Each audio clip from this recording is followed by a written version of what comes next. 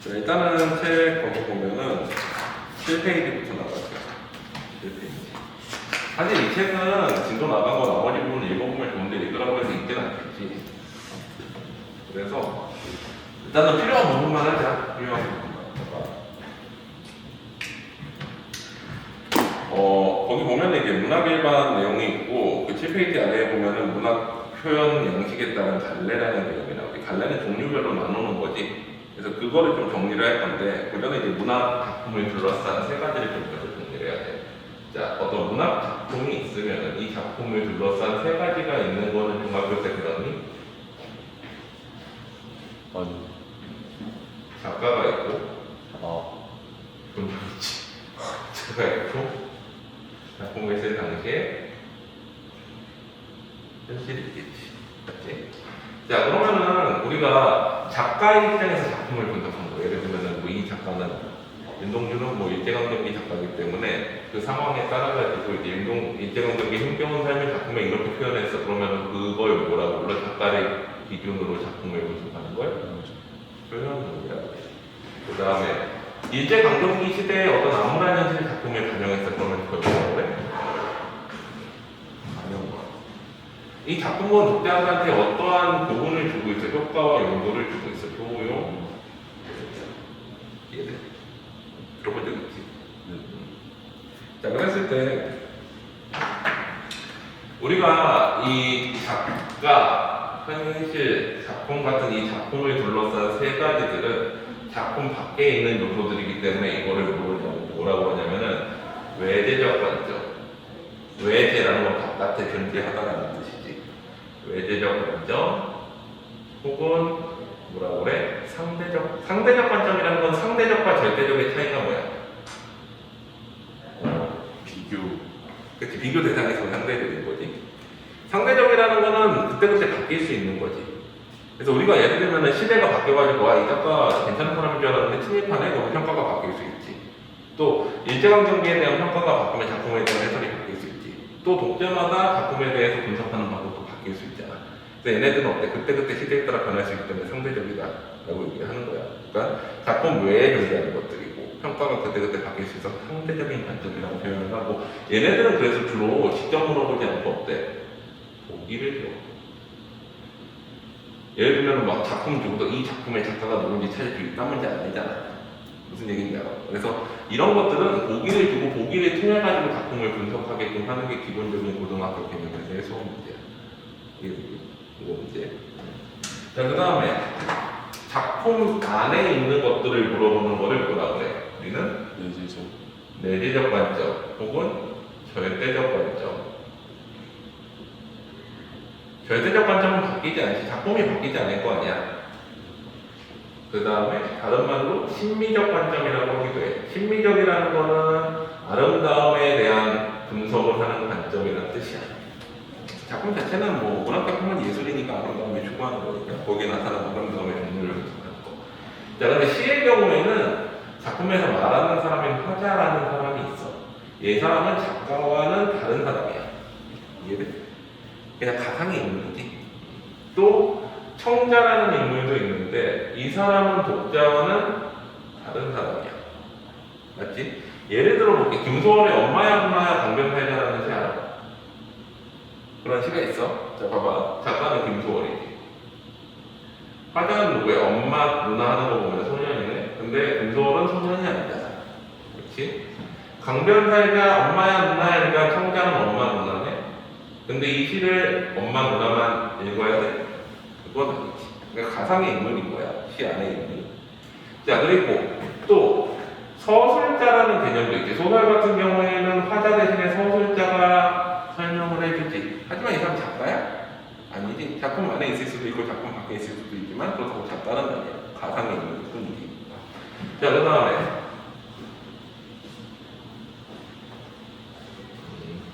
작품의 배경이 있잖아. 배경은 현실이랑 똑같아? 아니지. 우리 판타지 소설 같은 거 봐봐. 배경이랑 쓰여진 시대 현실이랑 완전히 다르잖아. 뭐 반지의 제왕, 중간계 그 작가가 쓴 게 아니잖아. 그렇지? 그래서 이런 식으로 정리가 되는데 이랬을 때 우리가 여기 보면 이 작품의 갈래를 나누는 이름이 있거든.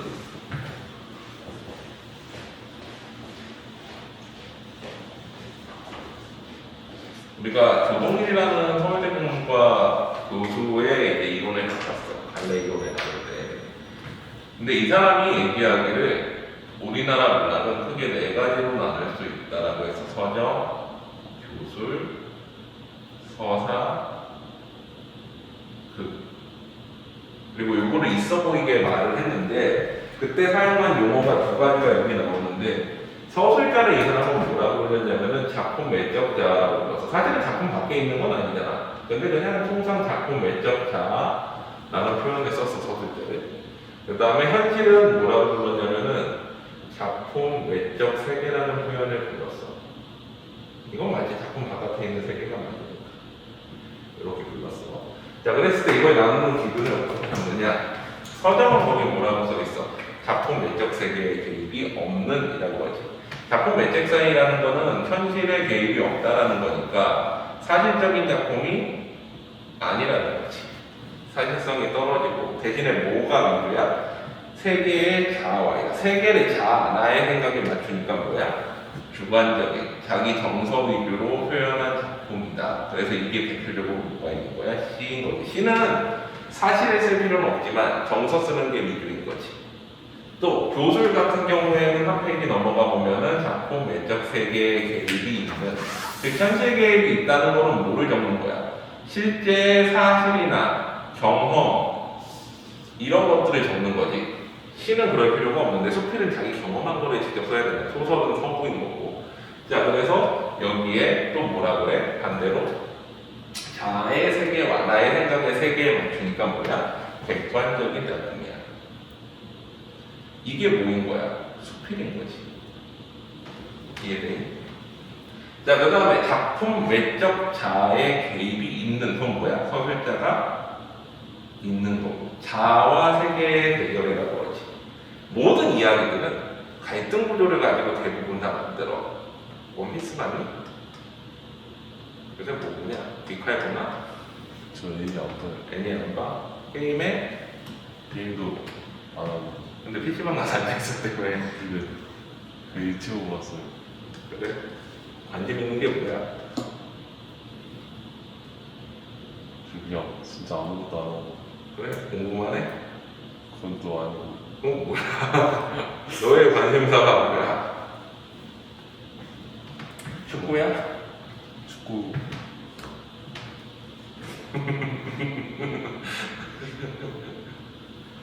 야, 모든 이야기는 갈등 구조가 대부분 있어. 그래서 프로타고니스트, 안타고니스트 그래서 서로 싸워야 이야기가 전개가 되지. 물론 그렇지 않은 소설도 간혹 있지만. 그래서 자아와 세계의 대결이라는 건 갈등 구조를 통해 가지고 이야기를 전개한다는 거야.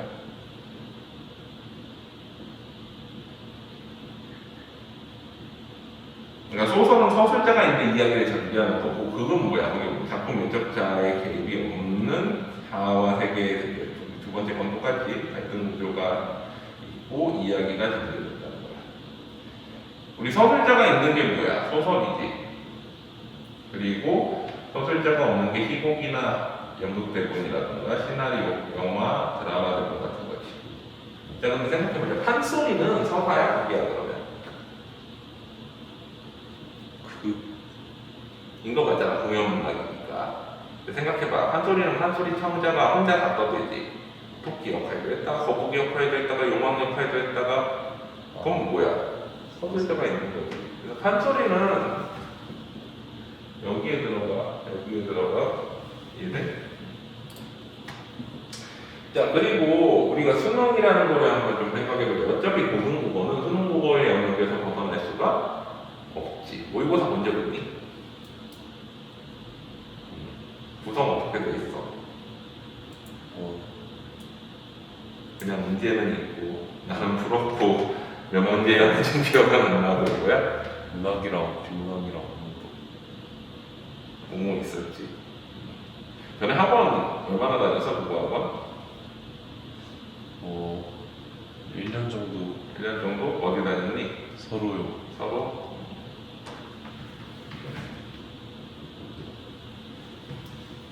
잘 봤어? 봤어? 모의고사?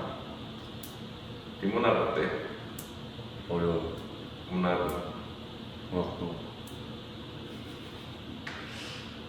자, 솔직히 얘기해볼게. 비문학은 원래 잘하는 애들이 잘해. 처음부터 끝까지 거 변함없는 사실이야. 어렸을 적에 독서량, 타고난 머리, 이게 거의 90%야. 근데 이제 대부분 비문학을 뭐 해서 올릴 수 있다라고 많이 주장을 해. 그럼 그렇게 해야 돈이 되거든. 무슨 얘기냐면 약간 불치병이 있는데 그거를 이제 고칠 수 있는 약이 있다라고 하면 팔면 어떻게 될까? 네, 고칠 수 있건 없건 돈이 돼. 사실 독서 같은 경우에는 약간 그런 게 있어. 원래 머리 좀 잘하는 애들은 옛날에 공상에서 있을 때 그런 애들 되게 많이 봤거든. 그냥 머리가 좋아. 배경 지식도 별로 없는데 머리가 진짜 좋아. 그냥 그 개구리가 곤충인 줄 아는 여자애가 있었어. 개구리 곤충이야? 아니지. 양서류잖아. 알아? 거북이 파충류야? 파충류야. 하여튼. 근데 걔는 독서만 풀면 그냥 완전 맞아. 왜? 머리가 좋아. 타고난 머리가. 아니면 부모님이 워낙 머리가 좋아서 타고난 머리가 좋거나 그런 애들도 있어. 독서는 약간 그런 영역이야.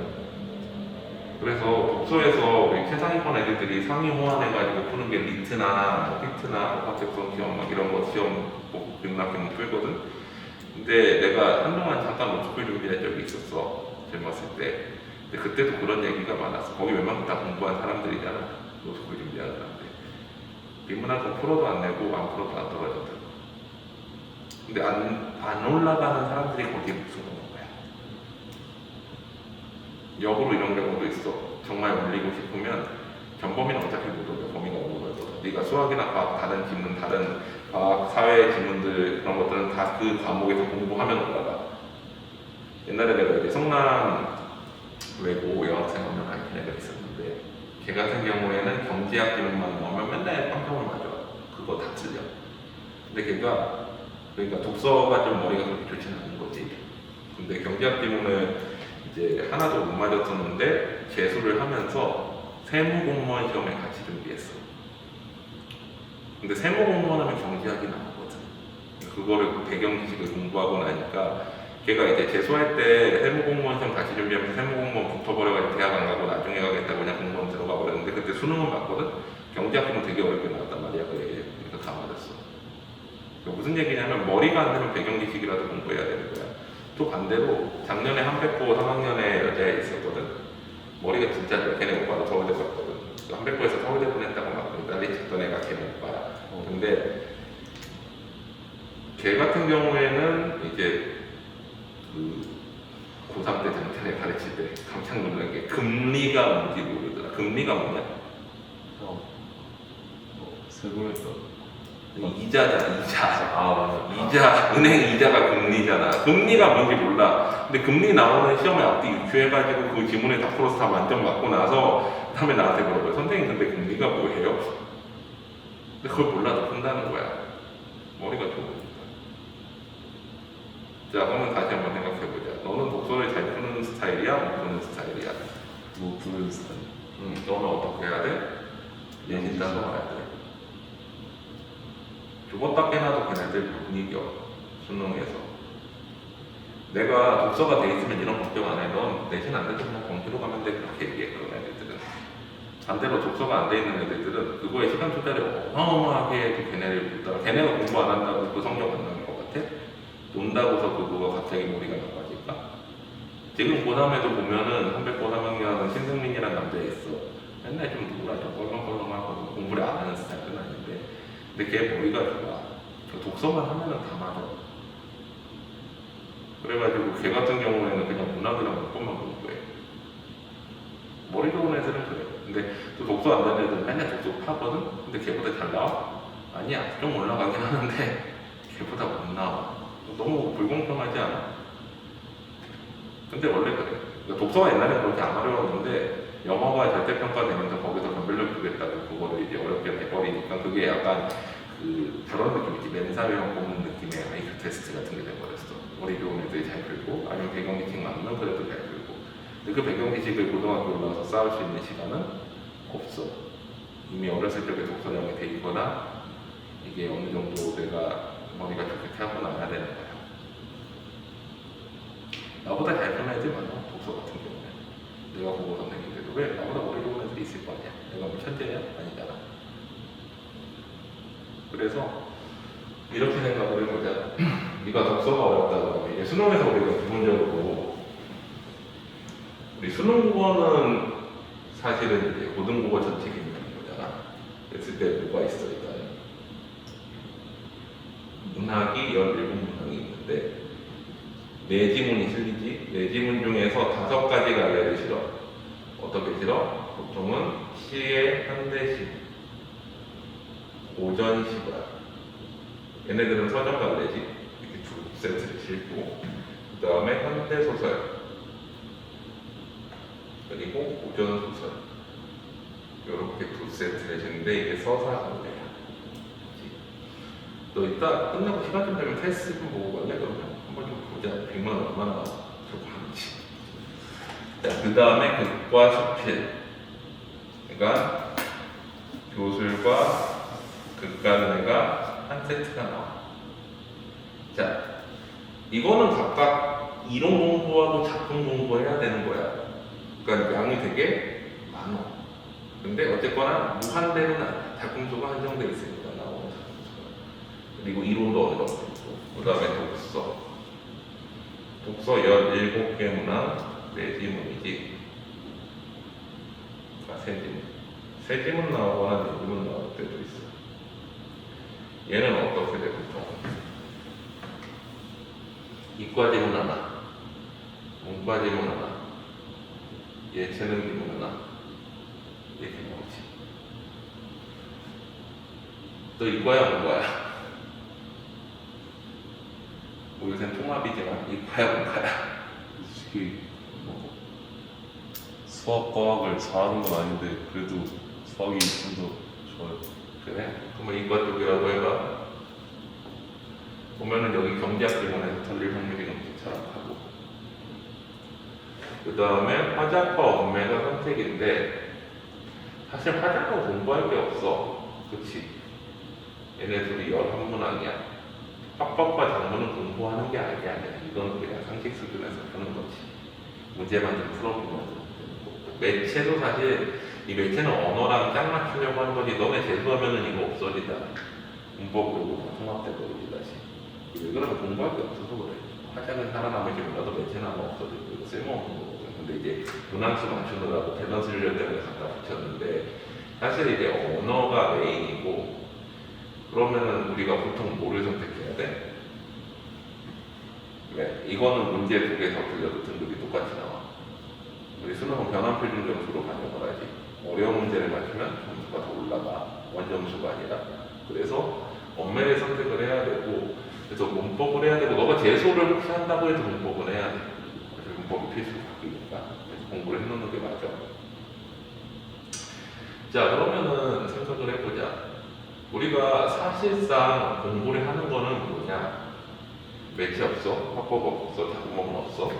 그럼 학교에서 공부하는 거 뭐야? 문법. 그리고 문학.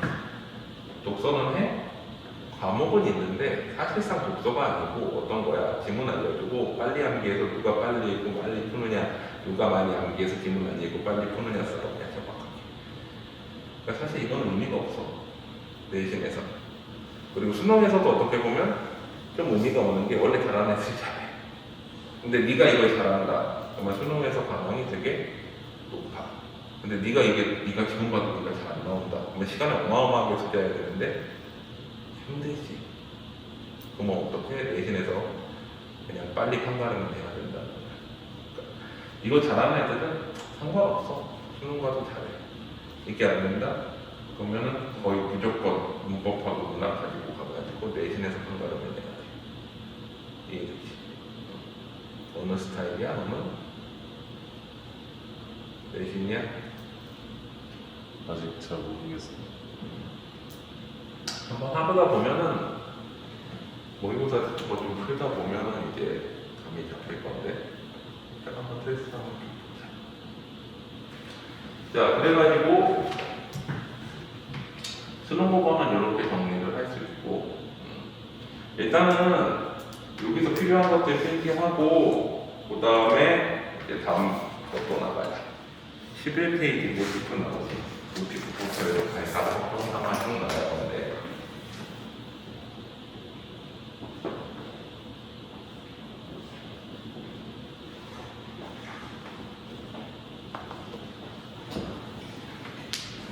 작품의 창작 과정을 한번 보겠습니다. 우리가 작품을 이제 창작을 할 때 뭐 작가들이 딱 이런 이론에 따라 가지고 작품을 창작하지는 않겠지만 그렇다고 문학평론가들이 어느 날 그냥 생각났어요 작품 써가지고 이렇게 말할 수는 없잖아. 작가가 그냥 어느 날 갑자기 뚝 하늘에서 작품 아이디어가 떠올라서 썼어요 이러면은 그렇게 교육할 수 없잖아. 그래서 나름 자기네들이 나오기를 체계적인 과정을 만들어서 작품이라는 건 이렇게 창작돼 왔어요 라는 이론을 만들었는데 그 과정이 모티브라고 그러기도 하지. 창작 동기. 그 다음에 이걸 가지고서 발상, 상상력을 발휘한다는 건데 아이디어를 내는 거예요. 어떻게 하면 예술적으로 표현할 것인가. 그 다음에 이거를 예술적으로 표현해 놓은 게 형상화라는 개념이고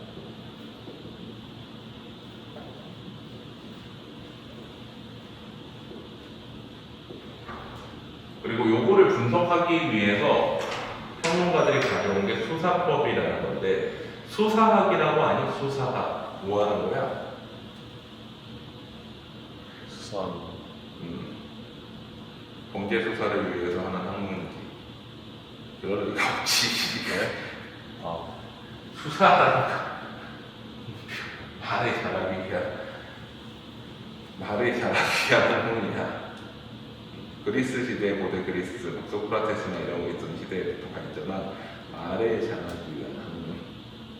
그래서 여기에서 말을 잘하기 위한 공식들이 있는데 이걸 우리 흔히 말하는 표현법 들어본 적 있어? 직유, 운유, 뭐, 의인, 뭐 이런 것들 원래 다 어디서 온 거야? 문학 분석하려고 만든 게 아니라 어떻게 하면 말을 잘할까 하고서 연구하면서 만든 공식들이 수사법이야. 근데 그거를 어디에 적용한 거야? 문학 분석을 할 때 써보자. 그래가지고 들어온 게 수사법이야. 표현법. 이해돼? 그래서 여기까지는 뭐야? 여기까지는 작가의 영역이고 여기서부터는 뭐야? 평론가들의 영역이야. 평론가들이 저 문학 분석할 때 여기 좀 써볼까 해서 가져온 거야. 이해돼? 한번 봐봐. 모티프는 창작 동기라고 하지. 창작 동기라는 건 뭐냐면 이런 느낌이야. 춘향전 아니야? 이게 뭐야? 내용이 뭐야? 그건 몰라. 생각 안 돼. 어떻게 하면 좋을까? 자, 모티브는 창작 동기인데 동기라고 하면 좀 거창하고 거기에 관련된 여러 가지 요소들이야. 자, 내가 보기엔 그냥 내신으로 가야 돼. 근데 일단 최대한 해보자. 자, 우리가 예를 들면 춘향전이라는 소설이 있어요. 춘향전은 춘향이가 원래 기생의 딸이야. 기생 먹는 사람이 여자. 하여튼 기생의 딸이야. 원래 이제 기생 같은 경우에는 그 관리들이나 뭐 이런 데 사람들 옆에서 뭐 이렇게 술 따르고 뭐 음주 강요하고 뭐 이런 이제 근데 그 기생의 딸인데 그 남원에 온 사또의 아들이랑 이몽룡이라는 사람이랑 서로 사랑을 나누고 이몽룡은 다시 서울로 나중에 돌아가. 그러고 나서 이제 춘향이가 이몽룡이 다시 데리러 오겠다는 약속을 믿고 기다리고 있는데 남원에 다시 새로운 사또가 부임을 해. 근데 그 사람이 변사또지.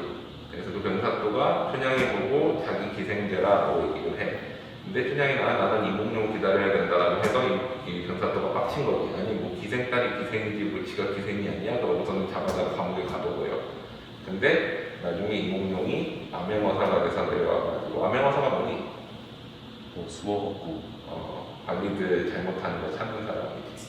암행어사가 돼서 내려와가지고서는 전사토를 이제 동고파직이라고 하지. 공간을 봉하고 파직, 직위를 해제한 다음에 가운데 쳐놓고 춘향이랑 같이 행복하게 잘 살았다라는 게 춘향전이야. 알고 있었어?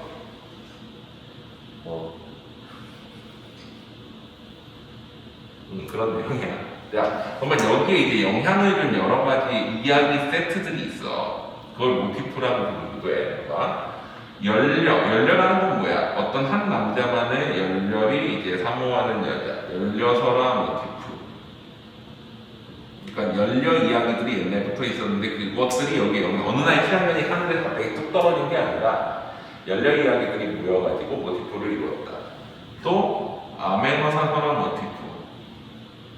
암행어사 이야기들이 되게 많은데 뭐 어사 반문수라던가 뭐 이런 사람들 그 이야기를 가져다가 여기에 영향을 줬다.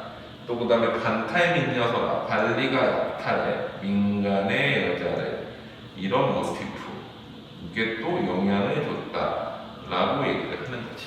이런 게 모티프인 거야. 예를 들면은 여기 보면 윤동주의 십자가라는 시가 있는데 그거부터 먼저 분석을 좀 해볼게요. 봐봐. 윤동주의 십자가 같은 경우에는 여기 쫓아오던 햇빛인데 지금 교회당 꼭대기 십자가에 걸렸습니다. 윤동주 뭐한 사람이니? 독립운동가. 라고 그 영화 봤니? 윤동주는 독립운동가 아니야 원래. 근데 독립운동가여야만 했던 사람이에요 우리 교과서에서. 왜냐면 우리나라 문학 작가들 있잖아. 시인들이나 소설가 같은 사람들. 일제강점기에는 공부를 하려면 어떻게 해야 될까? 우리나라는 공부할 수 있는 여건이 잘 안 되니까 맨날부터 한학만 배우고 그랬으니까 일본을 가다가 아니면 유럽은 너무 비싸고 근데 소련에서 그때 유학을 공짜로 해주고 했단 말이야. 공산주의 이렇게 여러 가지 공산주의 여기 퍼뜨리려고. 그럼 어디로 가야 돼? 일본이나 소련으로 가야 되지. 일본 갔다 온 사람들은 뭐가 되는 경우가 많아? 소련 가는 사람들. 자, 우리나라에서 이 사람도 가르칠 수 없지. 이것도 가르칠 거 없지. 그러고 나면 남는 작가들이 별로 없지. 그 중에 한 명이 윤동주야. 근데 윤동주는 딱 프레임 씌우기가 좋은 게 죽었잖아. 홍콩 가연고소에서 젊은 나이에 죽었어. 왜 죽었는지 몰라. 추측만 하는 거지. 뭐 이 사람을 뭘로 만들면 딱 좋아? 독립운동가. 그러면 애들들 교과서에 실기도 좋고 보면은 시가 항상 뭔가 부끄러움과 자기네 어떤 죽음에 대해서 얘기하고 있단 말이야. 그럼 어때? 아, 이 사람 죽으려고 한 이유가 조국 독립을 위해서 한 것 같아 라고 프레임을 씌워. 그 다음에 어때? 아, 이 사람 일찍 죽었으니까 일찍 공부받고 독립운동한 혐의로 해가지고 죽었을 거야 라고 씌워. 그러고서 애들한테 가르치면 어때? 딱 좋지. 운동주가 약간 그런 느낌이야. 원래 독립운동가의 개념이 별로 없었어. 근데 갈수록 교과서에서 실으면서 실을 사람이 없으니까 황수만이라는 소설가한테 소나기 있어요. 알아? 네. 무슨 내용이야 소나기? 소나기 마지막에 소녀가 죽지. 자, 근데 그 황수만이 유명해진 이유가 뭔지 알아? 우리나라 소설가 대부분 신입한영 공산주의자인데 양쪽에 안 들어가는 소설가는 거의 없거든. 근데 황수만이 그래. 그거를 띄워준 거야. 이해돼? 그러니까 우리나라에는 친일파랑 공산주의가 양쪽 안 들어가는 시인들이 별로 없어. 그 중에 한 명이 윤동주인데 독립운동가들 워낙 강한 독립운동가들 막 이육사나 막 이런 사람들 씹으면 정말 힘 썼거든요. 너무 직접적으로 그냥 얘기해버렸잖아. 그래서 그나마 시를 좀 쓴다 싶은데 독립운동가 프레임 키우기 제일 좋은 게 윤동주이기 때문에 윤동주를 갖다가 쓴 거야 사실. 그래서 윤동주는 뭐 독립운동가인지 모르겠는데 교과서에서는 거의 독립운동가처럼 써 얘를. 자, 그래서 봐봐. 거기 십자가라는 시 보면 쫓아오던 햇빛인데 지금 교회당 꼭대기 십자가에 걸렸습니다라고 그러지. 십자가가 있고 교회당이 있을 거 아니야 이렇게. 햇빛이 있는데 햇빛이 이렇게 나를 쫓아오다가 교회당에 딱 이렇게 십자가에 걸렸대 라고 생각을 해봐. 근데 보통 태양은 우리는 뭐를 상징하냐면 이상이나 소음 같은 거를 상징한다라고 말하고 또 십자가는 여기서 뭐를 의미하냐면은 도덕적, 종교적 목표라고.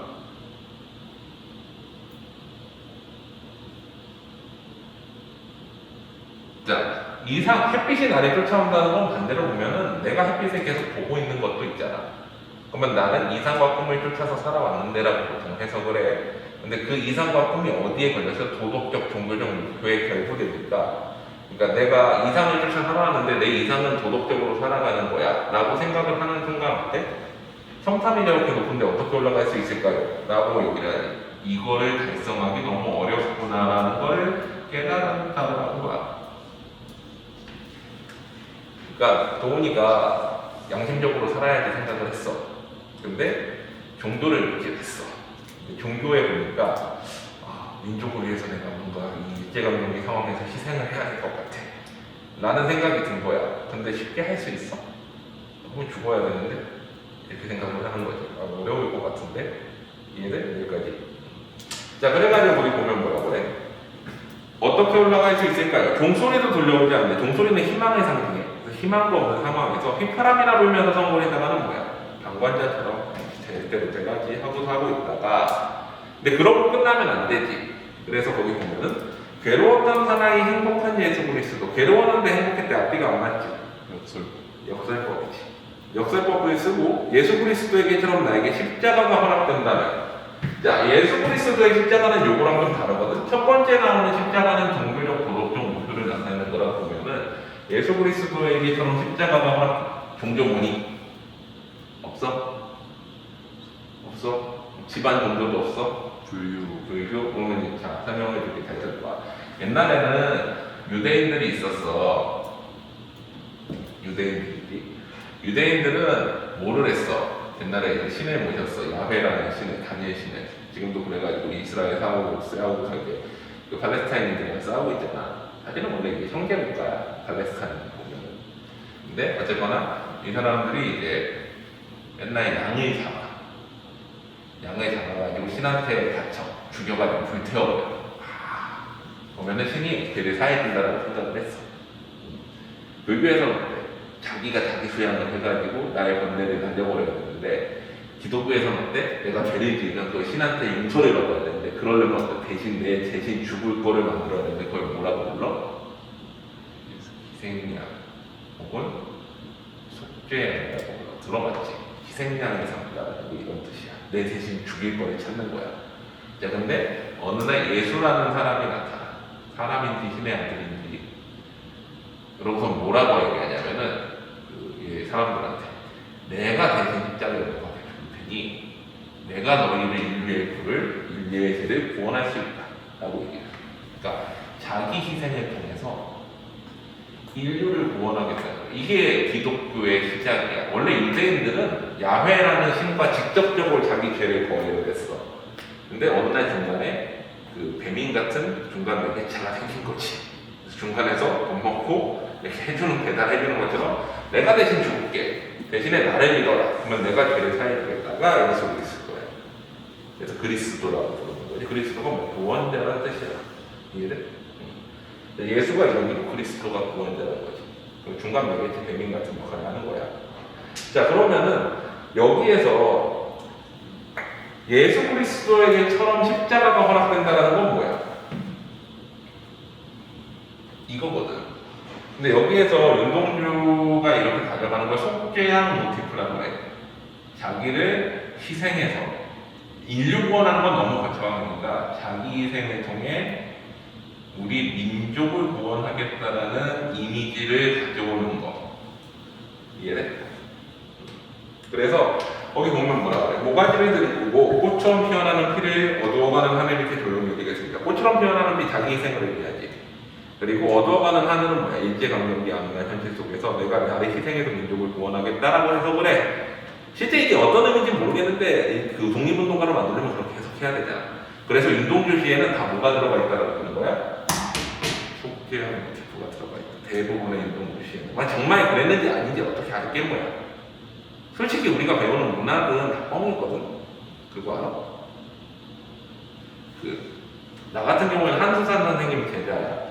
우리 공문과 교수님 중에 한수산이랑 김수목이랑 되게 유명한 소설가가 있었고 그 황순원 선생님 제자야. 나는 황순원 라인이고 원래는. 근데 우리가 그 한수산 선생님한테 각종 이제 모의고사에 그 선생님 소설이 실려. 그래서 우리가 심심해가지고 그 모의고사 뽑아가지고 선생님한테 갖다 드리면서 이거 내 문제 한번 풀어보시라고. 선생님 작품인데 선생님이 풀어보시라고 했어. 몇 개 맞았을 것 같아? 하나 맞았어. 자기 작품을 작가가 자기 스스로 푸는데 하나 맞았다. 무슨 얘기야? 우리가 배우는 문학은 다 뻥이야. 평론가들이 만들어 놓은. 근데 이걸 왜 공부해? 대학 갈 때 필요하니까. 이해돼? 황선원 그 소나기에 보면은 소녀가 보랏빛 옷 입는 게 죽음의 색깔이라고 그러잖아. 들어봤어? 막판에 죽기 전에 나 죽을 때 보랏빛 옷 입혀달라고. 네. 죽음의 색깔이라고 해석하지. 황선원 선생님이 뭐라 그랬어 거기에 대해서? 나 그냥 보라색 좋아해서 그 색깔 입힌 거라. 그러니까 사실 우리가 배우는 이게 정말 윤동주가 석재현 정부가 이렇게 썼는지 알게 뭐야 모르지. 근데 왜 배워? 대학 가려고.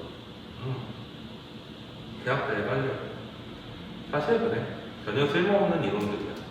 근데 세상에서 룰을 그렇게 정해놓은 것 뿐이야. 자, 생각을 해봐. 공부를 왜 해야 될까? 공부 열심히 해야 돼? 아니야? 아, 해야 돼. 자, 봐봐. 옛날에는 막 신라 신화 같은 거 보면 이 떡에다가 이 물어가지고 이술대가 많은 사람을 왕이 시켰지. 석탈의 설화 같은 거 보면 공정해? 아닌 것 같지. 자, 이렇게 학생들이 쫙 있어. 너는 키가 크니까 너는 의사 시켜줄게. 너는 키가 그 다음으로 크니까 변호사 시켜줄게. 이러면 공정해 보여? 아닌 것 같지. 그래서 어떻게 하는 거야? 공부로 준대. 너는 머리가 좋고 공부를 잘하니까 노력을 많이 했으니까 의사 시켜줄게. 너는 변호사 시켜줄게. 근데 왜 의사 변호사가 되고 싶어요? 자본주의 사회에서 돈을 많이 버니까. 맞지? 근데 그게 공정해? 자, 봐봐. 도훈아. 내가 이 얘기를 왜 하냐면 사실 공부를 해야 되는 이유를 좀 알고 네가 뭐를 해야 될지를 생각을 해봐야 공부도 하는 거지. 그냥 막연히 나는 공부해야 되라고 생각. 너 하고 싶은 게 뭔데? 없잖아. 그렇지? 공부가 열심히 될까? 근데 공부가 취미인 이상한 미친놈들 아니고서 공부하기 좋은 사람이 어딨어. 맞잖아. 근데 목표도 없는데 공부가 돼? 아니잖아. 그냥 가가지고 축구 경기나 보고 싶고 그냥 밤이면 뭐 어디 경기하면 키고서 그거 보고 싶지. 공부를 왜 해야 될지도 모르는데 공부를 왜 하고 있어. 맞잖아. 근데 왜 공부해?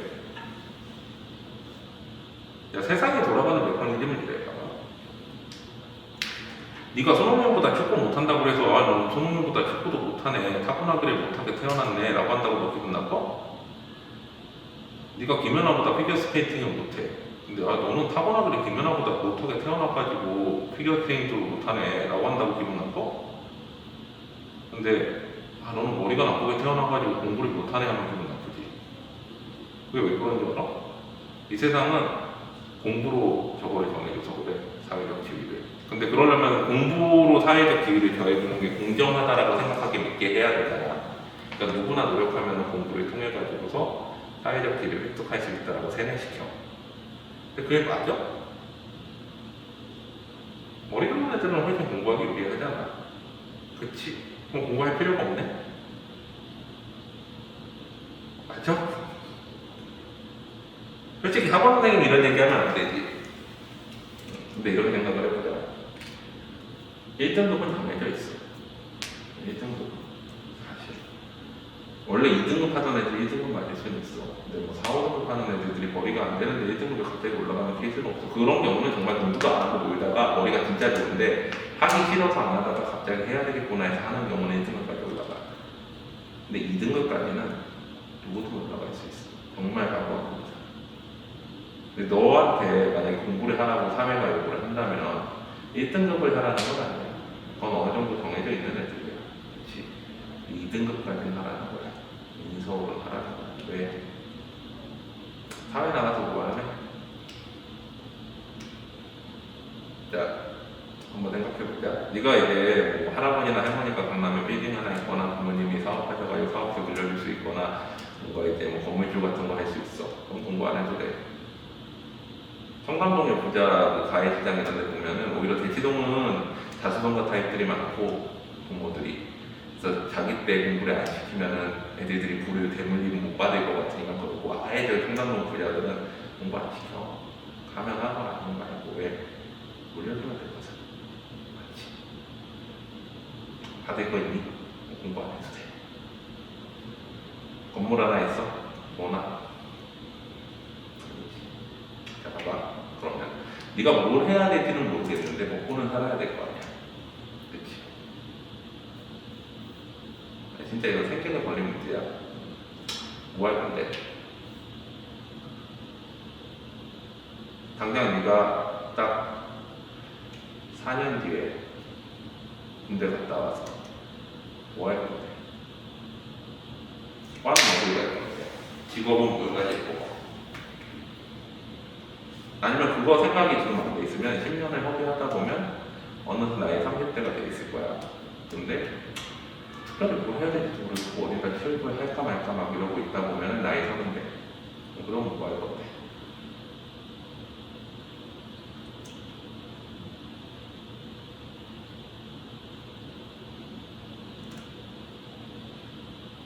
목표가 명확해야 돼. 이해되니? 그러니까 내가 셔츠피거나 이런 얘기를 하는 이유는 그거야. 누구나 공부하기 싫어. 진짜 이상한 인간들하면서 목표가 있어야지. 막연히 저는 그냥 공부할 거예요 라고 생각은 했는데 그게 얼마나 걸까? 그렇지. 뭐 지금 뭔가 하고 싶은 걸 찾아보라고 해서 생길 건 아니지만 그냥 좀 생각을 해봐. 그러니까 막연히 네가 그리고 내신으로 갈 때 문제가 뭐냐면 뭐를 해야 돼? 여기에서 물론 학종을 할 건 아니지만 학력으로 간다 하더라도 방향이 명확해야 된다.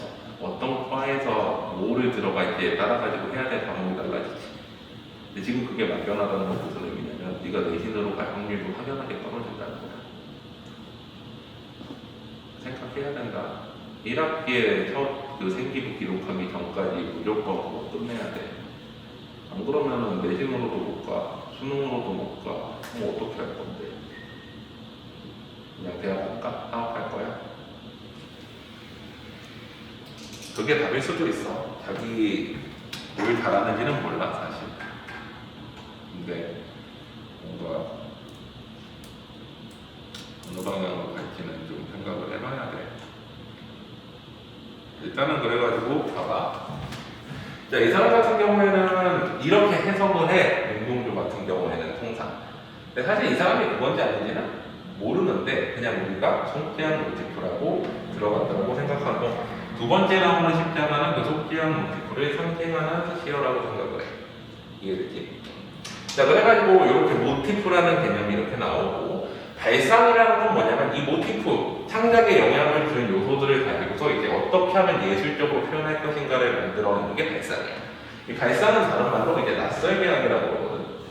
낯설계학이라는 건 뭐냐면 이 세상에 새로운 건 하나도 없기 때문에 근데 예술은 새롭고 아름다운 걸 추구해야 되잖아. 처음 보는 걸 보여줘야 된단 말이야. 우리가 윤동주시를 지금 등단한다고 시로 똑같이 쓰면은 등단할 수 있어?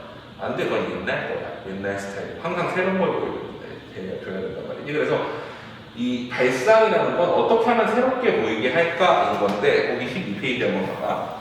12페이지 보면은 거기에 보면은 발상의 종류들이 나오지. 사물 자체로부터 발상하기.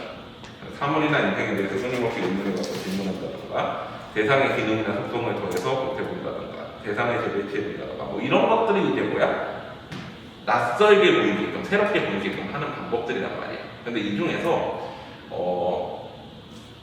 아예 이름이 굳어진 애들이 있어.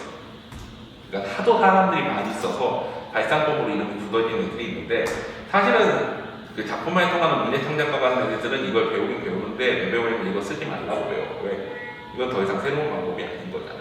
근데 국어교육학에서는 작품을 분석할 때 이건 이렇게 이름을 정해보자 해서 정해놓은 것들이 있고 또 재밌는 거는 그런 것들을 공부시키겠다고 그거를 넣어서 시를 써오라고 하는 경우도 있는데 사실 문창과 같은 거 만약에 간다 그러면 그건 전혀 도움이 안 되지. 하지 말아야지 거의 된 짓거리들을 하고 있는 거잖아. 그런데 어쨌거나 이제 시를 우리가 문제를 풀 때에는 이 세 가지가 나와 이런 것들이. 첫 번째가 객관적 상관문이야. 객관적 상관문은 뭐가 객관적 상관문이니 도훈아? 들어봤어? 자, 객관적 상관문은 어떠한 정서를 사물로 대체하는 거를 객관적 상관문이라고 하는데 우리가 국어교육 과정에서는 그냥 투영한 거를 객관적 상관문이라고 부르기도 해. 무슨 얘기냐? 예를 들어 볼게. 이거를 이렇게 표현을 해놓으면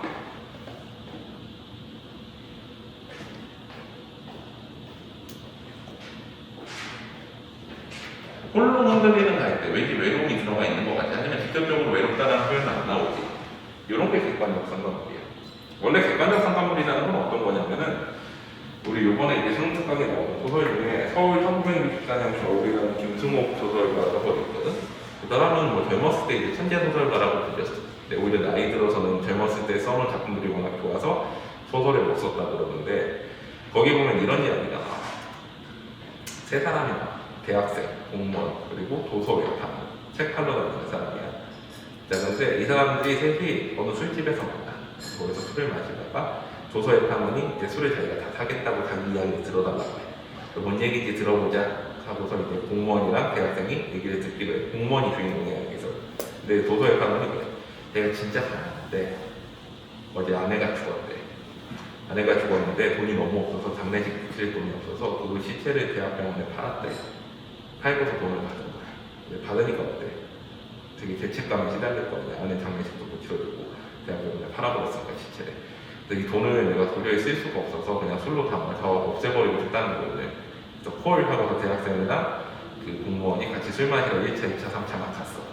그러다가 막판에 이제 지나가다 보니까 소방차가 지나가네? 택시 타고 소방차 따라가서 불구경하겠다고 하다가 도서외판원이 거기다가 이 돈이 너무 싫으니까 거기다 불다는 데다 던져버렸어. 돈이 하나도 없잖아. 그러고 나니까 이제 밤이 됐으니까 어딘가 가서 잠을 자야 될 거 아니야. 그래서 이제 대학생이 할 거면 자기가 돈 내겠다. 부잣집 대학생이야. 그래가지고 이제 그 모텔 같은 데 갔어. 모텔 같은 데 갔는데 이제 거기 도서외판원이 그래. 나 너무 힘드니까 같이 밤에 쓰면 안 되겠냐, 셋이서. 그랬더니 대학생이 그냥 각자 쓰자고 피곤한데 각자 밤 들어가자고. 그래서 몇 번에 애원하는 거를 그냥 각자 방 쓰자고 각자 셋이 들어가. 그 다음날 아침에 대학생이 공무원을 찾아와. 찾아와서 뭐라고 하냐면 역시 내 생각대로 돼버렸다. 빨리 도망가자. 공무원이 왜 무슨 일인데 그래요?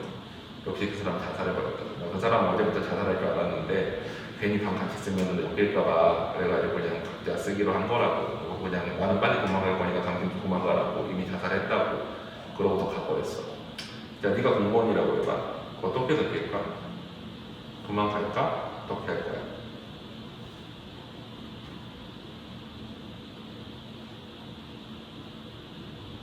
약간 애매하지.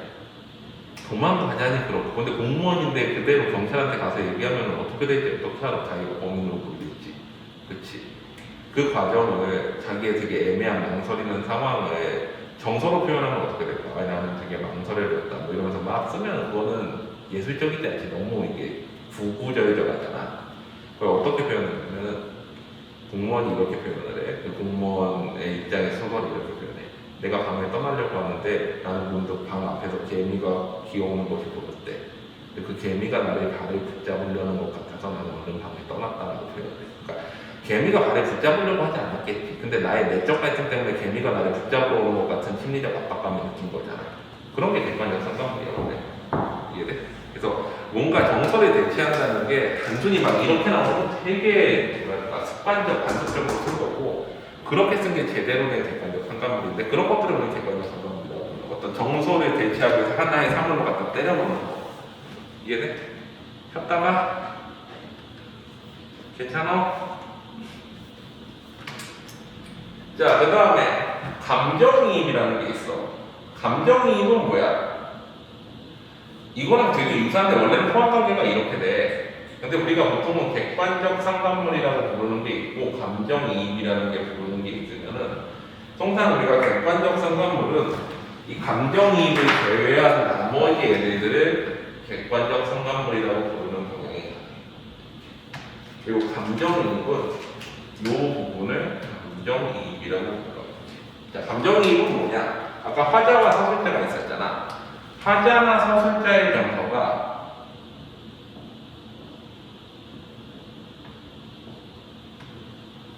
사물에 투영이 돼 있어야 되는데 이게 직접 투영돼 있어야 돼. 자, 즉 감정이입은 객관적 상관물의 일종인데 첫 번째 조건은 화자나 서술자의 정서가 사물과 일치해야 되는 거고 두 번째 조건은 이게 직접적으로 들어가 있어야 된다는 건데 직접적이라는 건 뭐냐면은 두 가지가 있어. 정서 표현이나 정서 행동으로 드러나 있어야 된다는 거야. 정서 표현이라는 건 뭐야? 슬픔, 기쁨 같은 거고 정서 행동이라는 건 그거에 직접적으로 드러내는 울다, 웃다 같은 거야. 예를 들어서 화자가 슬퍼.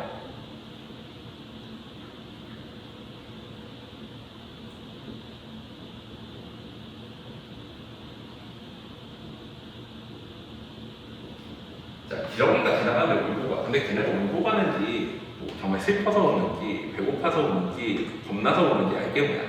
근데 화자가 슬프니까 그게 울고 가는 슬픈 기러기라고 보이는 거지. 그러면 화자의 정서와 대상의 정서가 일치하는 첫 번째, 그 다음에 울고 가는 슬픈 해가지고 정서의 행동이나 표현이 나타나는 두 번째, 이렇게 나타나는 걸 뭐라고 해? 감정이입이라고 해. 감정이입은 정서 행동이나 정서 표현 중에 하나가 나타나고 화자나 서술자의 정서와 대상의 정서가 일치해야 감정이입이야. 이해되니? 우리가 보통 문제를 풀 때 감정이입이 돼 있다고 하면 무조건 뭐가 나와야 돼? 일단 정서 행동이나 정서 표현이 나와야 돼. 두 번째, 화자의 정서와 일치하지 않으면 이거는 감정이입이 아니야. 그럼 뭐야? 객관적 상관물. 자, 유리왕의 황조가라는 시 아니? 몰라? 자, 헐헐하는 적개꼬리 암초서로 정답구나. 외로워라 이런 건 누구와 함께 돌아가 있고 이런 식거든. 자, 꾀꼬리는 정답지. 나는 외로워. 근데 정답다는 표현이 직접적으로 나타났지만 화자의 정서와 일치하지 않지. 그러면 얘는 뭐야? 객관적 상관물. 여기까지 이해돼? 괜찮아? 자, 다음 추상적 관념의 구체화.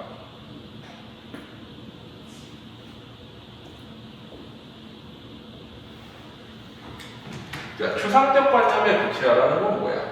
우리 구체화라는 건 구체적인 물건 상태인 물상, 물건 상태로 바꾸거나 어떠한 직접적 감각이 나타나는 감각화라고 얘기를 하는데 추상적 관념이라는 거는 보거나 만질 수 없는 것들이야. 예를 들어서 정서라든가 생각이라든가 시간은 원래는 물리량이긴 한데 이 물리량이긴 하지만 문학적으로는 원래는 뭐라고 봐? 문학적으로는 그냥 관념이라고 생각을 해. 시간이 흘러간다는 건 생각의 일종이라고 생각하니까 뭐 아니면 이념이라든가 개념이라든가 이런 것들을 물건 상태로 바꾸는 거지. 예를 들어서 푸른 슬픔. 슬픔이라는 정서가 색깔이 있나? 안 되지. 근데 어때? 어떤 슬픔이라는 관념을 어떤 시각이라는 감각으로 바꿔버린 거지. 이런 것들이 추상적 관념의 구체화야. 혹은 뭐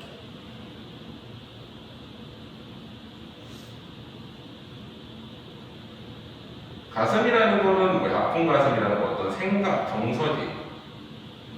이게 깨어질 수 있어? 아니지. 물건 상태로 바꿔버렸잖아. 물상화시켰지. 이런 게 추상적 관념의 구체화야. 이해돼? 그래서 작품에서 나타나는 발상법 중에 이름이 붙어있는 것들은 이런 세 가지이고 이거는 어때? 사실은 예술적이긴 않지만 우리가 시를 분석하는 데 있어서 꼭 필요한 요소들이에요. 이름을 알아둬야 돼. 됐니? 여기까지 괜찮아? 자, 그러면은 이렇게 표현해 놓은 걸 뭐라고 그래? 형상화라고 그래. 형상화. 그런데 이제 평론가들이 여기에서 이제 수사법을 가지고서 이걸 또 따로 분석하기도 하고 이건 완전 별도의 개념이야. 발상과 표현은 완전히 별도의 개념인데 우리가 시에서 처음 문제가 보통 뭐야? 표현상 특징 물어보는 경우가 많잖아. 원래 옛날 교육 과정에서는 그거를 발상 및 표현이라고 불렀어. 왜? 이거와 이거의 특징으로 시를 분석해라라는 거거든. 근데 우리가 이제 애들이 발상 및 표현이라는 표현을 어려워하니까 그냥 표현상 특징이라고 그 7차 교육 과정 이후로는 그냥 쉽게 표현을 해. 그래서 외롭게 홀로 혼자내는 갈대 같은 경우에는 특별한 수사법이 없는데 울고 가는 저 외로운 기러기 하면 뭐야? 의인법이 쓰였네? 이런 식으로. 이런 식으로 이제 대상을 분석하는 것들이 뭐야? 수사법이고요. 다 어디서 온 이론이야? 수사학, 말을 잘하기 위한 학문에서 온 이론.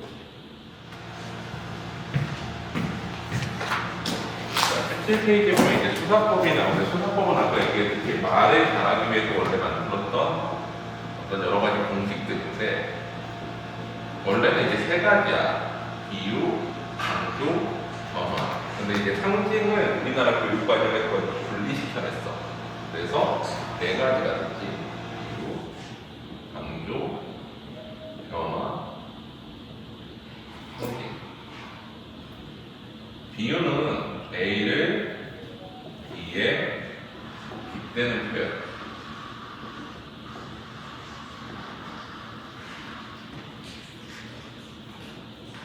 상징도 원래는 A를 B에 빗대는 표현.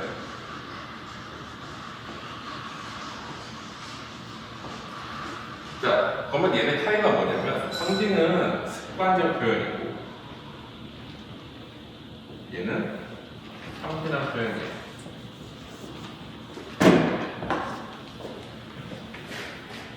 자, 그래가지고 습관적이라는 건 우리가 그냥 딱 보면 아는 거지. 우리 지나가다가 자동차에 이거 있으면 뭐야?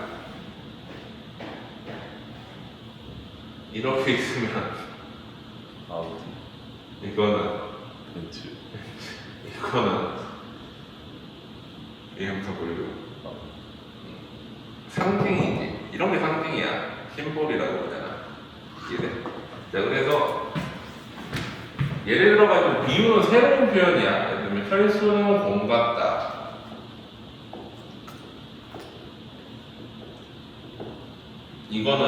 이게 원관념이지. 원래 의미. 이게 표현하는 게 보조관념이지. 어떻게 돼? 1대1로 매칭이 돼. 비유는. 그리고 원관념과 보조관념은 원래 일치하지 않아. 어떤 특징 하나를 가져가다가 이제 쓰는 거야. 예를 들어가지고 도원이가 돈 벌어 내가서 원숭이가 있어. 원숭이가 원숭이 같다 그래? 코끼리 보고 코끼리 같네 그러지 않잖아. 네가 이제 지나가는 사람 보고서 이제 저기 길가에다가 사람 같으시네요 이러면 어떨까? 욕이지. 그래 사람이 아니라는 뜻이거든. 원관념과 보조관념은 비유에서 일치하지 않아. 기본적으로 일치할 수 없는 형태야. 근데 상징은 어떠냐? 상징은 예를 들어보자. 저기 곰이 온다 그러면은 이게 예를 들면은 철수가 곰 같다를 계속 해가지고 반복해가지고 굳어졌으면은 철수일 수도 있고 정말 곰일 수도 있는 거지. 그럼 일치할 수도 있고 아닐 수도 있는 거야. 상징이라는 그런 건 그래가지고 이게 원관념이고 이게 보조관념이라고 하면은 이 원관념과 보조관념의 매칭이 4대4 개념이야. 그러니까 되게 다양하게 엮여질 수 있는 거지. 예를 들면 우리가 지나가다가 십자가가 있으면은 뭐 교회라고 생각할 수도 있지만 병원이라고 생각할 수도 있고 또 약국이라고 생각할 수도 있고 이렇게 여러 가지로 생각할 수 있고 또 교회를 상징하는 건 이거 말고도 예수도 있고 또 뭐 성경책도 있을 것이고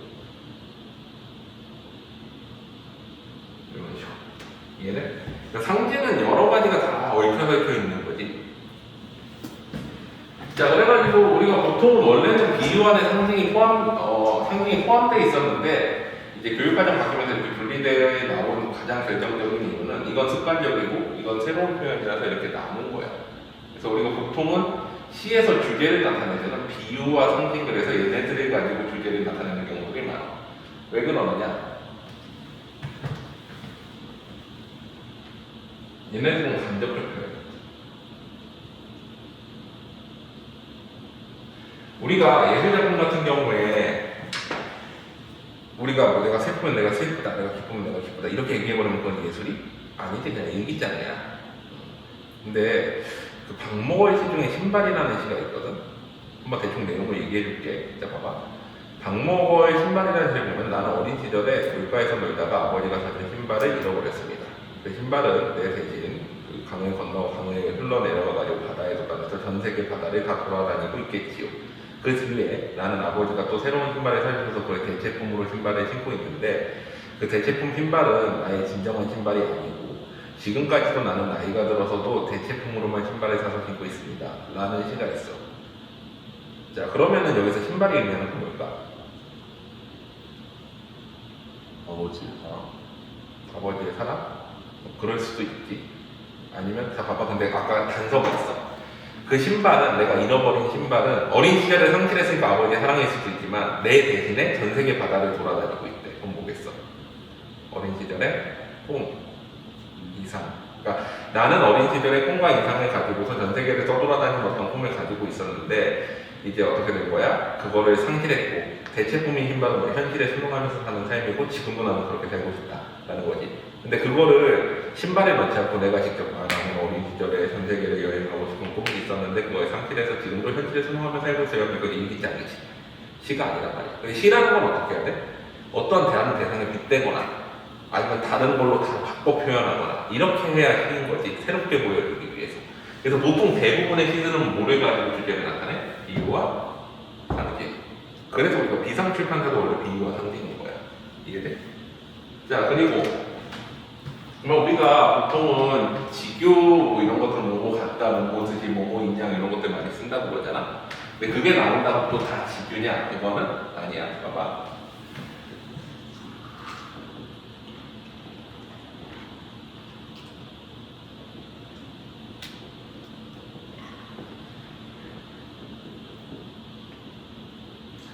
철수는 영수같이 머리가 좋다라고 한번 해봐.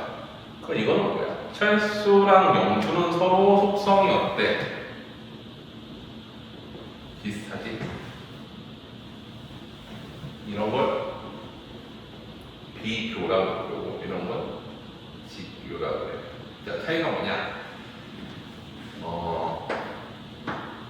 예를 들어보자. 우리가 두 대상이 있을 때 어떤 일부분만 비슷한 거를 가져다가 빗대는 거를 비유 내지는 직유라고 하지. 근데 서로 비슷한 대상을 갖다 놓고 예를 들면은 우리가 까만색을 갖다 놓고 까만색 옆에 더 까만 반타블렛 같은 거를 갖다 놓다고 그래. 반타블렛은 이제 반사가 거의 안 되는 검은색이지. 그러면은 얘가 더 까만 걸 이 까만색을 통해서 아는 거지. 그러면 얘는 까만데 얘는 더 까마니까 이런 걸 뭐라고 그래? 비교라고 그래. 강조하기 위해서 쓰는 건데 얘보다 더 까만에 비슷한 속성 두 개를 열거하는 거. 근데 직유는 어때? 비슷한 속성이 아닌 거지. 예를 들어볼게. 철수는 영수같이 머리가 좋다. 그러면 둘이 시험 보고 해가지고 비슷한 애 평가할 수 있지. 그럼 비교야. 근데 철수가 아인슈타인처럼 머리가 좋다. 그러면 비교할 수 있어? 안 되지. 그럼 그냥 머리 좋다라는 거에 어떤 특정 한 부분에 갖다 쓴 것 뿐이잖아. 그러면 그건 직유야. 만약에 철수가 안철수 정도 돼서 위인전에서 좀 나오고 그래서 아인슈타인과 어느 정도 비교가 된다고 하면 비교겠지. 이해돼? 그래서 비교와 직유는 다르다. 저도 이해되지? 그리고 상징은 어때? 습관적인 비유에 가깝다. 그리고 다들 다 매칭 형태다. 그래서 또 하나 특징이 뭐냐면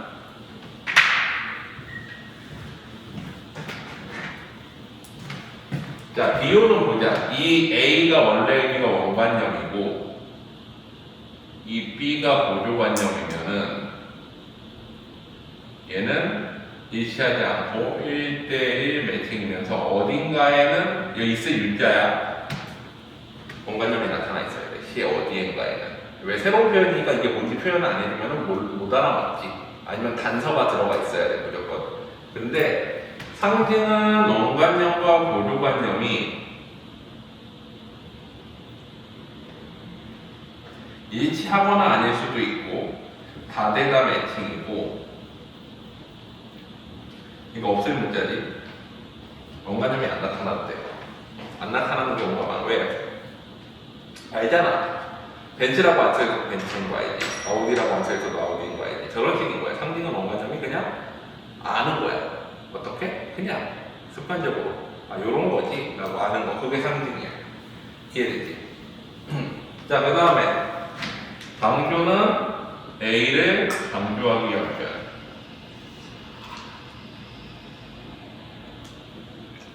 변화는 A를 변화를 줘서 방조하는 표현.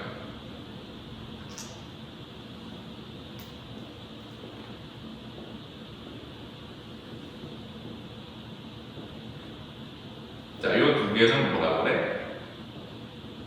직접적 표현이라고. 주로 주제는 뭘로 나타내? 비유와 상징으로 많이 나타나는 거지. 그리고 방조와 변화는 주제를 직접적으로 나타낼 땐 잘 안 쓰긴 하지만 어쨌거나 시에 나타나는 여러 가지 수사법들이 있다. 그치? 일단 이거 정리하고 그 다음에 수사법의 종류 하나하나 다시 정리해줄게. 정리하자. 자, 보자. 일단은 수사법 종류 비유부터 좀 정리를 해볼게. 거기 보면 제일 처음에 지규가 나오지. 뭐뭐 같이, 뭐뭐 듯이, 뭐뭐 인양, 뭐뭐처럼. 뭐 이런 것들 나오면 보통 지규라고 그러는데 이게 나온다고 다 지규는 아니야. 아까처럼 어때? 비교인 경우도 있는 거지. 서로 비슷한 속성이 많을수록 뭐야? 비교인 거고 비슷한 속성이 적을수록 지규인 건데 되게 상대적인 개념이라서 이게 완전히 비유다, 완전히 지규다, 완전히 비교다라고 하기는 좀 애매한데 상대적인 개념인 거야. 점점 비슷한 속성이 많을수록 비교에 가깝고 점점 비슷한 속성이 적을수록 지규에 가까운 거야. 이해되지? 자, 그 다음에 은유는 상징과 되게 비슷한 개념인데 봐봐. 거기 내 마음은 호수요 그대 넣어줘 그러면은 내 마음은 호수요 이렇게 나오지. 내 마음이 뭐야? 원관념이고 호수는 보조관념이잖아.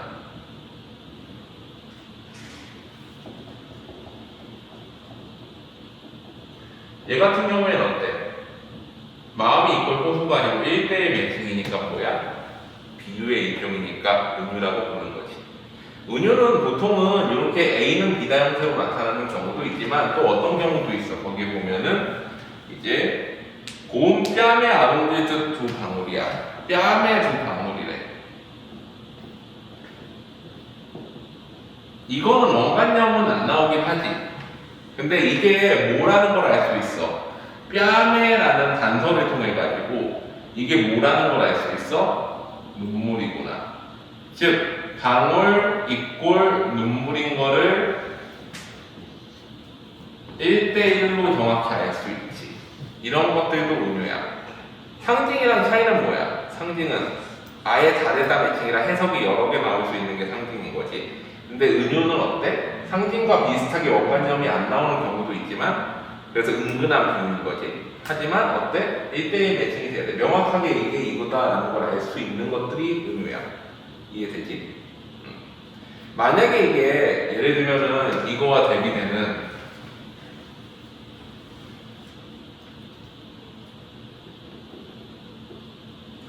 밤 같은 경우에 정말 시간 밤일 수도 있지만 암울한 현실일 수도 있다. 뭐 이렇게 해석하는 경우도 있잖아.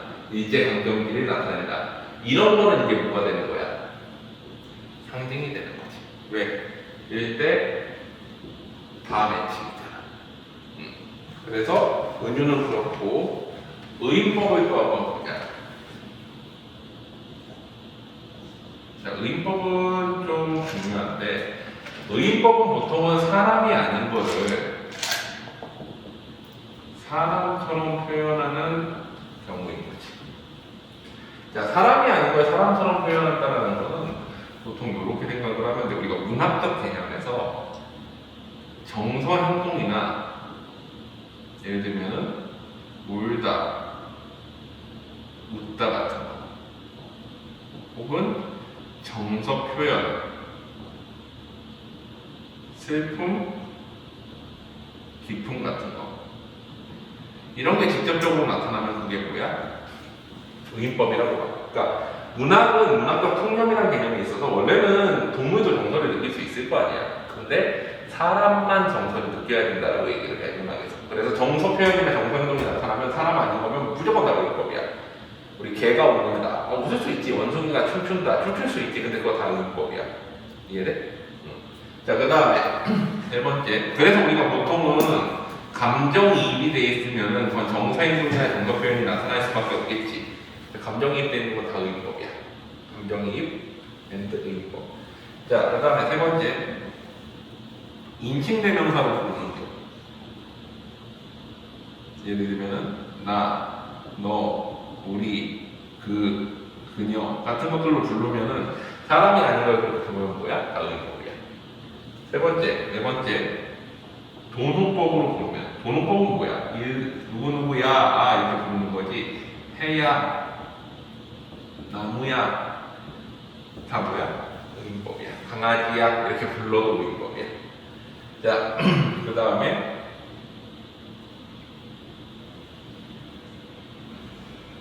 생각하거나 말하거나 기타 인간의 속성들을 갖춘 것들을 다 의미법이라고 그러지. 통상 요게 헷갈리는 경우가 많아. 정서행동과 정서 표현 나오거나 인칭대명사 부르거나 도노법 부르면 다 의미법이야. 이해되지? 여기까지. 자, 그리고 의미법과 비슷한 게 또 있지.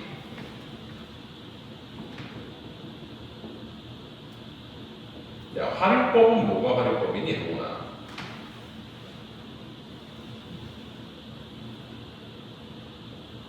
자연 같은 보통은 이렇게 많이 가르치거든. 무생물을 생물처럼 표현한다. 근데 사실은 활이 움직일 활자잖아. 활동할 때 그래서 이 생물 중에서도 뭐에 빗대? 동물에 빗대. 자, 예를 들어서 꽃이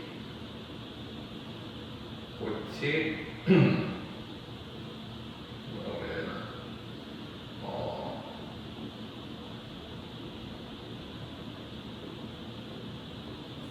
뒤집게 펴는 건 사람 아니어도 할 수 있지. 사람이 하는 거면은 뭐야?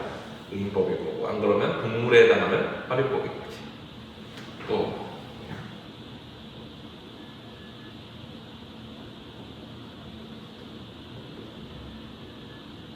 이런 것도 활용법이지. 그러니까 동물에 빗대는 거, 동물 움직일 수 없는 걸 동물에 빗대는 걸 활용법이라고 해. 의미법이랑 차이 알겠지?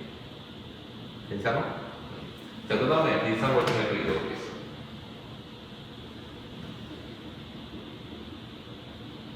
우화라고 들어봤는데, 우화. 이솝우화. 뭐 하는 게 우화야, 뭐? 약간 교훈 그치, 교훈을 주는. 자, 교훈을 주는 이야기인데, 이때 문제가 뭐냐면은,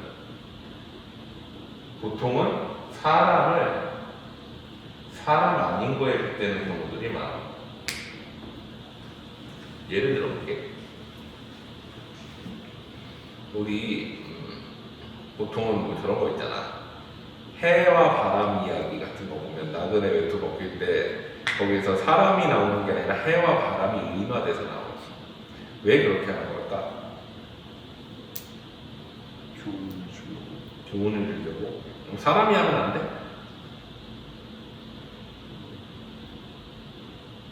브레멘 음악다. 브레멘 음악대 아니? 거기 보면 뭐 나와? 닭, 고양이, 개, 당나귀 나오지. 거기에서 주고자 하는 교훈이 뭐야?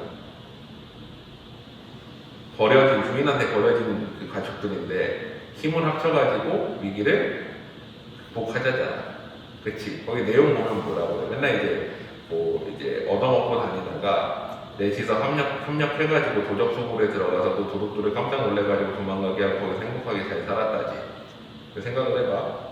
청소년 4명이 집에서 버림받아서 나와가지고 가출 청소년이야. 떠돌아다니다가 넷이 협력해가지고 도둑놈 소굴에 들어가가지고 거기서 도둑놈들을 깜짝 놀라게 해서 도망치게 한 다음에 거기서 잘 먹고 잘 살았다고 범죄를 일러지. 교훈 이전에 뭐가 문제야? 뭔가 모방범죄를 할 수 있는 범죄의 요소가 생기는 거잖아. 그래서 교훈을 주려면 어떻게? 사람을 굳이 사람 아닌 거에 빗대는 거지. 그게 우화야. 그러면서 교훈을 주는 거니까. 이해돼? 그래서 우화는 어떻게 보면은 의인화의 반대 개념인데 이게 같이 나타나는 경우가 있어. 그런 거 이제 대표적인 게 고려시대의 가전체라는 거야. 들어봤니? 가짜 전기문이라는 뜻이거든. 고려시대에 보면은 가짜 전기문에 해당하는 가전체가 되게 많이 쓰였는데, 전기라는 건 인문의 일대기를 나타내는 거죠. 인전 이렇게. 자, 거기에 대표적인 예가 이제 공방전이라던가 북순전 같은 게 있어. 공방전은 돈을 의노한 거야. 돈이라는 뜻이고, 북순은 술이라는 뜻이거든. 북순당 그런 거 있잖아. 술 만드는 회사 중에. 자, 근데 이게 의인화이면서 우화가 둘 다 되는 이유가, 여기 보면은 돈을 사람처럼 표현해서 돈이 뭐 어떻게 살고 어떤 나쁜 짓을 저지르고 뭐 그렇게 해가지고 돈에 대해서 비판을 써놨단 말이야. 돈이라는 사람에 대해서. 뭐 이거는 돈을 의인화해가지고 표현한 것도 되지만, 돈을 좋아하는 사람을 비판하는 글도 돼. 뭐야? 의인화와 우화의 적성이 같이 나타나는 거지. 또 국순전은 술을 의인화한 것도 되지만, 술을 좋아하는 사람이 무슨 잘못을 저지르는 걸 비판하는 글도 돼. 그래서 뭐야? 우화와 의인화가 같이 나타나는 거야. 요 개념 이해되니? 그래서 우리가 의인법은 이런 거고, 활용법은 저런 거고, 우화법은 이런 건데, 우화와 의인화가 같이 나타나는 건 이런 거다 라는 것까지 알아둬야 돼. 됐지? 자, 그 다음에 또 뒤로 가보자. 자, 활용법 했고, 의성법, 의태법을 좀 정리해볼게. 우리 의성법과 의태법을 합쳐가지고 뭐라고 그러니, 동아? 음성상징. 그렇지, 음성상징. 아니, 근데 얘는 생각해봐. 비유인데 왜 상징이야? 왜 그럴까? 자, 봐봐. 얘는 습관적이라서 상징어라고 하긴 하는데, 사실은 상징이라기보다 비유에 들어가 있는 이유 중에 하나는 이런 거야. 자, 봐봐. 삐약삐약 하면은 뭐가 떠올라? 동아리. 병아리 우는 소리.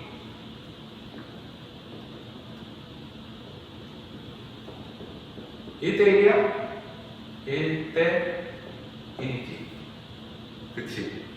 무슨 얘기인지 알아? 다대다매칭 상징 체계가 아니잖아. 삐약삐약 하면 다른 게 떠오르는 게 아닌데 거의 딱 하나만 떠오르잖아. 그 단서 가지고서. 이해돼? 그래서 이게 비유에 들어가 있어. 근데 습관적이기 때문에 상징이라고 보기도 해서 음성 상징어라고 부르면서 비유에 또 집어넣는 거야. 상징과 비유의 가장 대표적인 차이가 뭐였어? 이게 써놨을 때 여러 가지로 해석되면 상징, 하나로 해석되면 비유지. 예를 들면 또 요건 여러 가지로 나올 수 있지만 깡충깡충 하면 어때? 보통 깡충깡충만 하지 않고 토끼가 깡충깡충 이렇게 하잖아. 그러면 이거는 무조건 뭐야? 토끼가 뛰는 모습이지. 역시 뭐야? 1대1 매칭이잖아. 그래서 이거는 비유에 넣는 거야. 습관적이라서 상징이라고 보기도 하지만. 이해돼? 자, 그 다음에 요런 것들은 뭐라고? 의, 성어. 이런 것들은 의, 태어라고 그러지. 근데 의성어와 의태어가 같이 나타나는 경우도 있을까? 펄럭펄럭. 이런 경우는 어때? 소리도 내고 형태도 내고 의성어 의태어 둘 다 되는 경우죠. 이런 경우는 또 우리 봐봐. 삐약삐약은 음성상징어인데 그럼 삐약거리다는 음성상징어야 아니야? 우리 삐약삐약은 보통은 얘네들은 뭐야? 깡충깡충 삐약삐약은 부사야. 부사야. 근데 삐약거리다는 동사거든. 뭐 동사도 음성상징어인가? 원래 의성어 의태어는 의성 부사, 의태 부사에서 부사 정도로 들어가거든. 근데 삐약거린다는 동사야. 그러면 이거는 음성상징어야 아니야? 이것도 포함시켜. 의성법, 의태법까지는 포함시켜. 근데 의성어, 의태어라고 하진 않아. 보통 부사이기 때문에. 근데 삐약거리다, 반짝거리다, 깡통거리다 이런 것도 다 들어가. 됐니? 여기까지? 괜찮아? 그래서 음성상징어 하면은 삐약삐약, 반짝반짝 이런 것만 찾는 게 아니라 삐약거린다, 반짝거린다도 될 수 있구나 라고 알아도 됐지? 자, 그 다음에 풍류법. 풍류법은 뭐를 풍류법이라고 하니? 우리 풍류하면은 보통은 두 가지로 생각할 수 있거든. 풍자 플러스 비유라는 어감이 있잖아. 이 말 자체가. 근데 풍자는 또 뭐가 풍자야?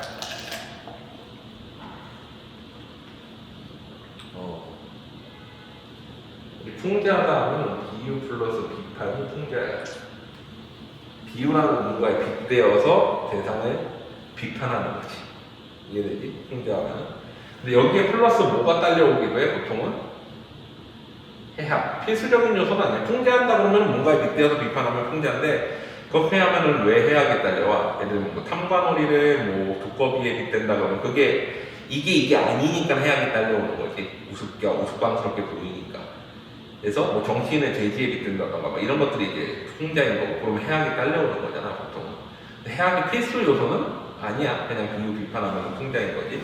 근데 풍자 플러스 풍류 그 비유가 풍류인 것 같긴 한데 이것만으로 끝나는 게 아니라 얘는 무조건 속담이나 관용구 같은 게 들어와야 돼. 관용이라는 건 습관적으로 사용하는 거잖아. 그런 걸 통해 가지고 비판을 해야지만 보통은 풍류법이라고 해. 그래서 뭐 가재는 개편이라든지 너네들이 한편이냐 뭐 이렇게 얘기하면 그런 게 풍류야. 이게 이제 속담이 들어와야 되는 거. 자, 그 다음에 대유법. 대유법은 뭐가 대유법이니? 근거를 일부를 가지고 전체를 표현하는 거지. 근데 여기서도 두 가지가 있어. 거기 보면 제유와 환유로 나눠지는데 요새는 이걸 잘 구분을 안 하는데 왜 그러냐면 제유와 환유가 구분하기 애매한 경우가 있어서 그래. 제유는 거기 보면 구분해가지고 전체를 있고 환유는 어때? 어떤 특징적인 부분해가지고 전체를 표현을 하지. 자, 그러면은 봐봐. 우리 운전대를 잡다가 보통 운전하다의 의미로 쓰이잖아. 그러면 대유지. 운전대만 잡는다고 가는 게 아니라 운전하는 전체를 운전대 잡다고 표현으로 쓰잖아. 자, 그랬을 때 운전대를 잡는 건 운전하는 거의 일부니까 그러면 뭐야? 제유가 되는데 만약에 자율주행차야. 운전대 안 잡고도 가지. 근데 운전대를 잡자는 표현을 썼다고 해봐. 그러면 뭐야? 환유지. 이해돼? 학사모를 쓰다가 대학을 졸업하다는 의미로 많이 쓰이지. 대유법이야. 근데 학사모 쓰고 졸업할 수도 있지. 졸업식장 가서 학사모 쓰고 가운 입고서. 근데 나는 그냥 졸업식 안 갔어. 근데 졸업은 했어. 근데 학사모를 썼다라는 졸업했다의 표현으로 썼다고 그래봐. 그럼 그건 뭐야? 환유인 거지. 근데 이 제유와 환유가 명확하게 구분 안 되는 경우들도 있기 때문에 그래서 그냥 통상 뭐라고 부르는 거야? 대유라고 부르는 거야. 이해되니? 자, 그 다음에 마지막으로 그 옆에 중의법 한 페이지 넘어가봐. 10페이지에. 자, 중의법은 뭐야? 보통은 모든 비유는 1대1 매칭인데 중의법만큼은 어때? 다대의 매칭이야. 원관념이 여러 가지고 고유관념이 하나의 경우 하나의 표현으로 여러 가지를 표현할 수 있을 때 이거를 중의법이라고 해. 약간 상징이랑 비슷한 체계도 있지만 이거는 명확하게 딱 이렇게 몇 가지로 나누어지는 그게 있는 거야. 상징같이 애매모호하게 이렇게 뭉뚱그려져 있는 게 아니라. 그래서 첫 번째가 동음이어에 의한 중의법이 있어. 예를 들면은 배가 크다. 그러면 이 배는 어때? 과일일 수도 있고 타는 것일 수도 있고 그 다음에 신체 일부일 수도 있는 거지. 이런 것들이 이제 중의법인 거지. 또 그 다음에 이제 저런 것들 있지. 상징성. 상징을 통해 가지고 여러 가지 의미를 나타내는 경우도 중의법의 일종이라고 보기도 해. 예를 들면은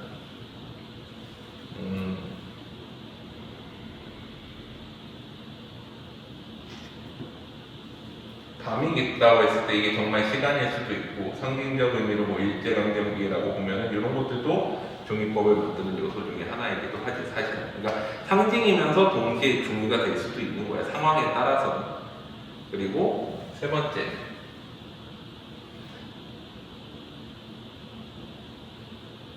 행간 걸림 내지는 행간 걸침이라고 해서 행을 의도적으로 주행에 한 문장을 주행을 나눠 쓰는 경우가 있어. 예를 들면은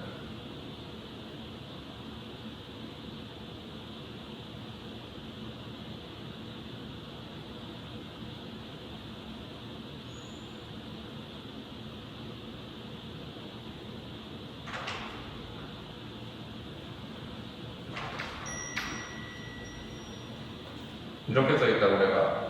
그러면 이거는 의도적으로 행을 두 개로 나눠가지고 어때? 영희가 밥을 먹었다의 의미로 해석되기도 하고 도지법으로. 혹은 어때? 영희는 밥을 버렸다의 의미로 해석되기도 하지. 이런 것들도 이제 중의법 중에 하나야. 또 띄어쓰기, 의도적 띄어쓰기를 안 해가지고